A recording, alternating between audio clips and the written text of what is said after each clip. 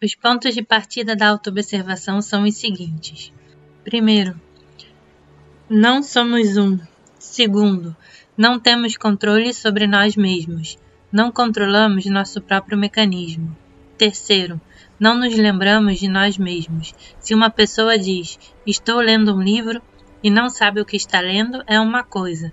Mas quando ela está consciente de que eu está lendo, isso é autorrecordação. Se nos observarmos de maneira correta, descobriremos muito sobre o nosso ser e sobre a nossa existência.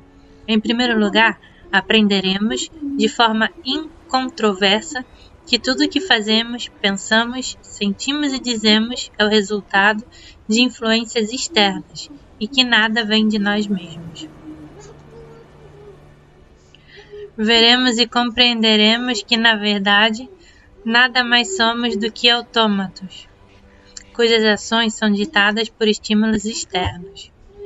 Em suma, perceberemos nossa total mecanicidade. Conosco, tudo é feito. Nós não fazemos nada. Somos máquinas controladas por choques acidentais vindos do exterior. Cada choque traz um de nossos eus à superfície. Diante de um novo choque, esse eu desaparece e outro ocupa seu lugar. Mais um choque, esse eu desaparece e outro ocupa seu lugar. Para cada mudança, há um novo eu. Começaremos a compreender que não temos controle sobre nós mesmos, que não sabemos o que podemos dizer ou fazer no momento seguinte, que não podemos responder por nós mesmos, nem por um breve lapso de tempo. Também iremos compreender que, se nenhuma mudança acontecer em nós e se não fizermos nada inesperado, isso só deverá ao fato de nada haver mudado do lado de fora, com o poder de agir sobre nós.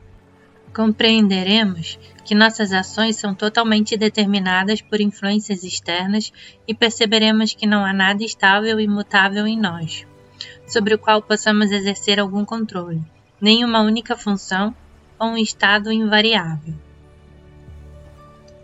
A autoobservação nos leva a compreender que não nos lembramos de nós mesmos.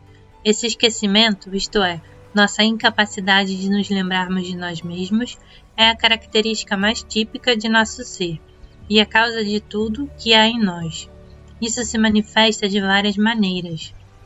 Não nos lembramos de nossas decisões, das promessas que nos fizemos, do que dissemos ou sentimos há uma semana, há um dia ou mesmo há uma hora. Começamos algum trabalho, mas, após algum tempo, não nos lembramos do que nos levou a começá-lo. Isso se aplica de modo particular ao trabalho com nós mesmos. Somos capazes de nos lembrar de promessas feitas aos outros, mas só com a ajuda de associações artificiais incutidas em nós como parte de nossa formação, associações que, por sua vez, estão conectadas a outros conceitos artificiais como honra, honestidade, dever e assim por diante. De modo geral, porém, podemos dizer que para cada coisa de que nos lembramos, nos esquecemos de outras 10 igualmente importantes.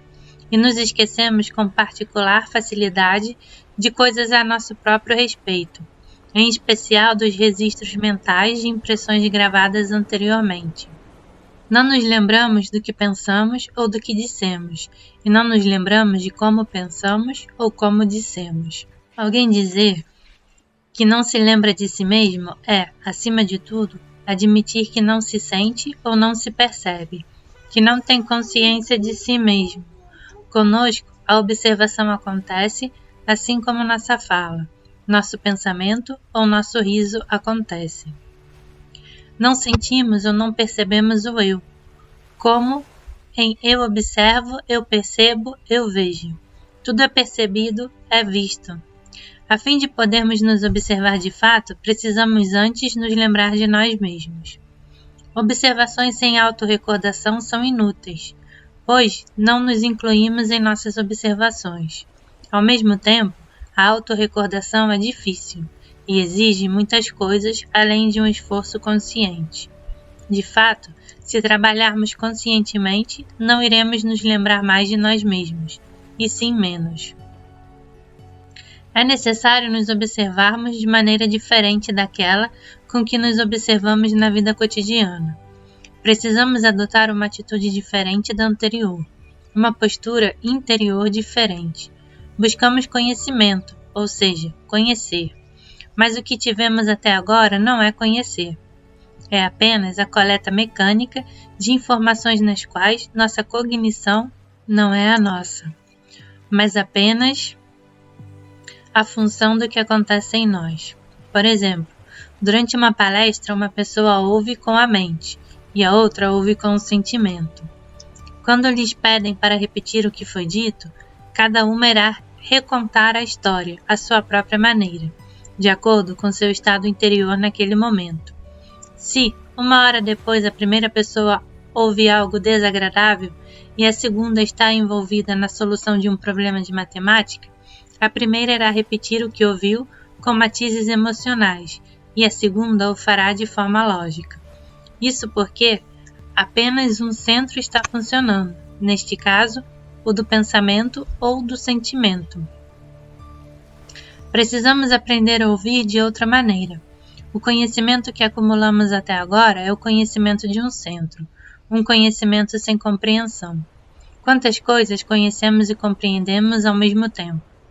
Dizemos, por exemplo, que sabemos o que é eletricidade, mas será que nós a compreendemos com a mesma clareza com que compreendemos que 2 e 2 são 4? Compreendemos tão bem essa última afirmação que ninguém poderá nos provar o contrário.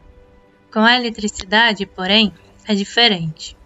Hoje ela nos é explicada de uma maneira, e acreditamos nessa explicação. Amanhã apresenta uma explicação diferente, na qual também iremos acreditar. A compreensão, contudo, é a percepção de, pelo menos, 2 centros, e não de um só.